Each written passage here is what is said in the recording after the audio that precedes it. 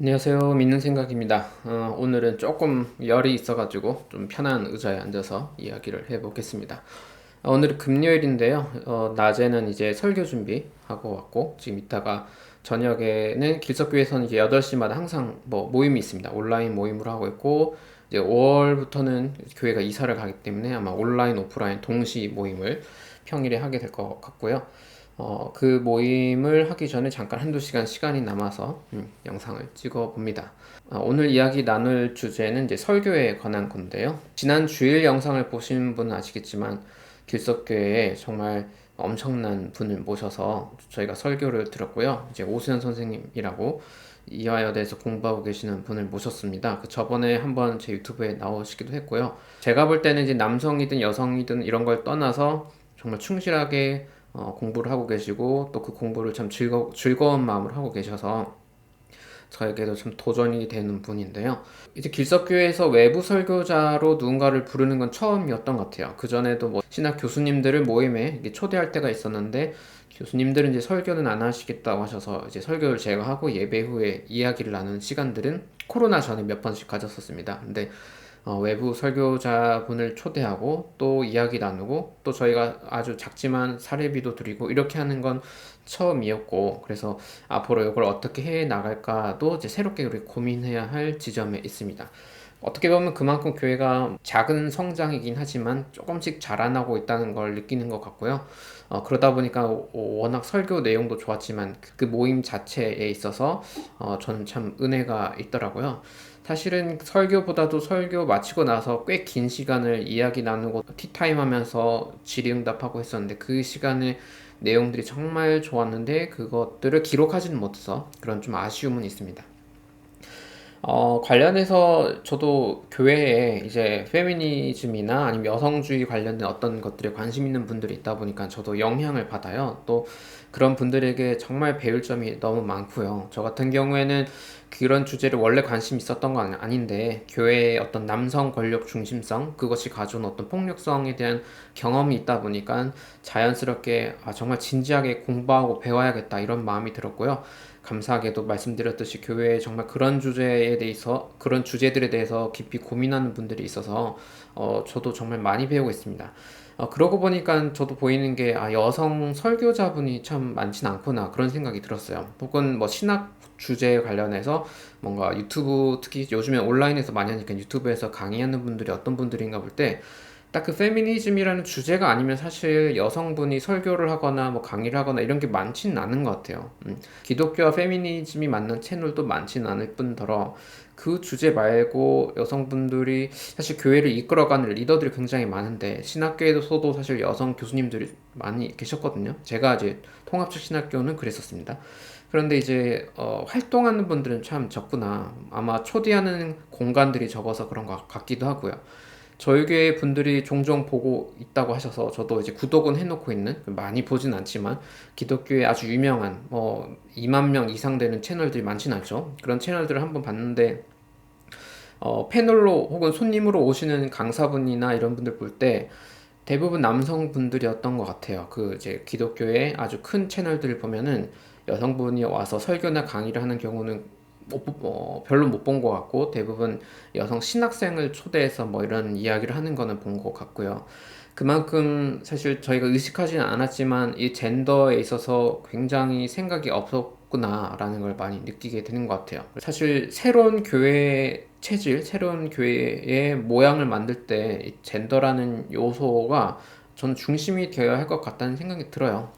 저도 이제 제도권 교회를 나오고 다른 이제 이런 모임을 하면서 만난 사람들에게 들은 건데 여성의 관점에서 이야기 들은 것 중에 하나는 기성교회에서 이제 여성분들이 보통 식사를 담당하고 남성분들이 장로로 저는 장로교 소속이었었으니까 의사결정하는 이 구조 또 꼭 의사결정은 뭐 둘째치고 사실 청소나 음식이나 이런 게 낮은 일들이 아니죠. 굉장히 거룩한 일들인데 문제는 이걸 담당하는 구조가 대부분 젠더가 여성에게 편중되어 있단 말이죠. 그러니까 그 교회에서 아무리 진보적인 설교를 하고 진보적인 이야기를 한다고 해도 운영하는 방식이 이미 남성 이데올로기로 이제 가부장적 구조로 되어 있다면 이게 문제가 있는 거죠. 그래서 깊은 페미니즘 공부를 안 한다 할지라도 아주 기초적인 성평등 의식을 가진 청년, 대부분 여성이겠지만 남성 중에서도 그런 분들 분명 있을 거예요. 그런 분들 입장에서는 소위 그런 조금 진보적인 설교를 하지만 남성 중심적으로 운영되는 그 교회 자체를 가기가 좀 어렵다는 거죠. 그래서 사실 교회 지금 이제 제도권 교회 문제들이 많지만 아주 밑바닥부터 뿌리부터 완벽히 재구성해야 되는 이유 중에 하나가 이런 젠더 의식이 있지 않나라는 생각을 하게 됩니다. 사실 교회를 이끌고 있는 분들은 여성분들이 좀 더 많은 것 같아요. 제가 전에 교회 할 때도 리더십에 여성분들이 좀 많았고, 사실 지금 기독교회도 평일에 이제 원하는 분들 금요일에 테마를 정해서 진행해 봅시다 할 때, 다 여성분들이에요. 사실 이제 영화 모임이나 어떤 서로 깊은 이야기, 이제 상담 공부하시는 분이 다 진행하는 거나, 뭐 여러 가지 진행을 할 때 보면 이제 여성분들이 사실 수고와 헌신을 상당히 많이 하거든요. 제 생각에는 이거는 오늘날 2020년의 한국 교회뿐만 아니라 역사 속의 대부분의 교회는 그렇게 돌아갔을 것 같아요. 초대교회 모습 속에서도 그런 요소들이 보이고, 그렇다면은 그럼에도 불구하고 의사결정을 하는 구조 안에 남성들이 아주 많다거나, 그러니까 우리가 총회 사진 같은 거 보면, 교단의 총회 사진 보면 다 이제 60대 이상의 남성분들이 대부분 있거든요. 이게 굉장한 권력 작용이 이미 들어갔다는 거고, 그리고 교회에서도 리더십에 뭐 각 교단마다 리더십을 부르는 호칭은 다르지만 리더십 혹은 설교자분들이 대부분 이제 남성분들이라는 거. 여성분들은 보통 청년부까지도 별로 없어요. 이제 청소년 사역까지는 여성분들이 조금 있는데, 이제 20대 이후의 분들을 목양하는 분들 중엔 여성 목회자가 거의 없죠. 그래서 장로교 통합은 목사가 되긴 되는데 이제 일부러 목사를 안 받는 경우가 사실 많고요. 목사가 되는 순간, 여성분이 목사가 되는 순간 이제 오히려 일자리를 얻기 어려운 아주 이상한 현실이기 때문에 그렇죠. 그래서 사실 저는 남성으로서 이제 여성주의 공부도 좀 하고 책도 앞으로 보고 막 하려고 할 텐데, 저는 기본적으로 제가 따라잡을 수는 없다는 것을 잘 알고 있어요. 왜냐면 어쨌든 저의 젠더는 이미 구성되어 버렸고, 하지만 이제 노력하는 거죠. 노력하는 거고, 그러다 보니까 교회에서 발언자라든지 스피커, 의사결정을 하는 분들 중에 뭐 여성만 하라는 게 아니라 적어도 남성, 여성의 비율을 맞추는 게 굉장히 중요한 요소겠다. 뭐 더 나아가서 성소수자분이 오신다면 그분에 대한 그분의 시선으로 볼 수밖에 없는 것들이 있기 때문에 당연히 우리가 존중을 해야겠죠.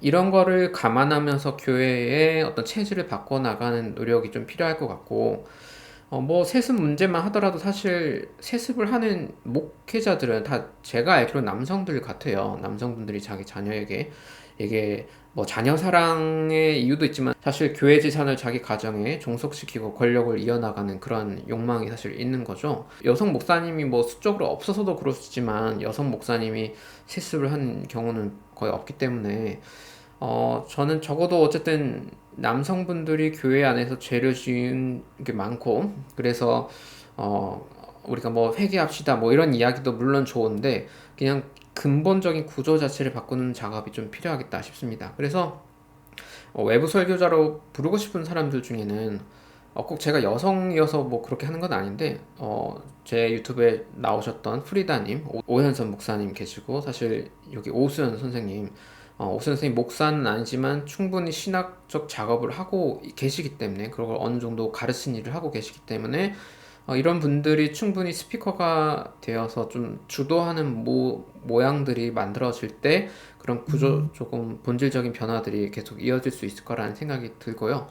뭐 남성분이어도 사실 젠더 평등적인 지향성을 가지고 공부를 한다면 뭐 서로 소통할 때 도움이 되긴 하겠죠. 또 다시 말씀드리지만 제가 신학교 다닐 때는 뭐 여성주의 신학이고 뭐 막 책들을 재밌게 보긴 했는데 이걸 뭐 엄청 중요하게 생각했다거나, 솔직히 이걸 뭐 제가 설교나 강의의 핵심 뭐로 삼아야겠다 이런 적은 솔직히 없어요. 이제 10년 정도 남성 중심적인 교회 생활을 해보고 거기에 대한 문제점을 느끼고 나니까 이게 진짜 필요한 거구나라는 것이 좀 체감이 된 것뿐이고요. 그러니까 제가 뭐 도덕적으로 잘나서 내가 젠더 이야기를 하다 이런 건 전혀 아닙니다. 그냥 어떤 파괴적인 영향력을 체감을 했기 때문에 그동안 관심을 좀 덜 가졌던 것에 대한 회개를 좀 하면서 이런 이야기를 해야겠다 생각이 들었고요. 꼭 목사가 설교를 하는 게 그렇게 중요한 일은 아닌 것 같죠. 그건 하나의 이제 자격증 같은 거고, 신학 외에도 보면 자격증 따놓고 공부 안 한 사람들 되게 많잖아요. 근데 누군가는 자격증 없는데도 뭐 엄청 고수인 분들이 있죠. 저는 그런 분들이 교회의 설교자로 계속 세워져 나가는 게 중요한 변화 시도일 것 같고, 그런 면에서 우연찮게 제가 이제 제 레이더망에 걸리는 분들 중에 그런 새로운 공부와 시도를 하는 분들 중에 여성이면서 신학을 하는 분들이 좀 보였던 것 같습니다. 여기에 맞는 분들이 이제 자주 손님으로 와주면 좋겠지만, 제 생각에는 일단 제가 공부를 하고 좀 나누면서 그분들에게 또 코칭을 좀 받고, 또 교회 그런 젠더 평등에 관심 있는 분들의 피드백을 받으면서 유튜브의 내용과 또 그 내용에 맞는 어떤 모임의 체질을 재구성해 나가면서 나가야 될 것 같아요. 물론 저는 이제 여성주의 신학이나 이게 제 관심의 1순위는 아니에요. 그래서 많이 이제 올라가진 않을 테지만 이제 조금 노력을 하면서 그런 이야기들을 좀 다뤄보면 좋겠다, 이런 다짐을 영상으로 좀 남겨보고 싶었습니다. 혹시 구독자분들 중에서 이제 기독교 안에서 또 여성 리더십으로 어떤 분의 저술이나 혹은 유튜브에서 어떤 활동을 하는 분들, 뭐 채널이 또 좋고요, 뭐 성함도 좋습니다. 추천하는 분들 있으면 댓글로 주시면 또 좀 찾아보고 배우도록 하겠습니다. 네, 감사드립니다. 오늘은 여기까지 하도록 하겠습니다.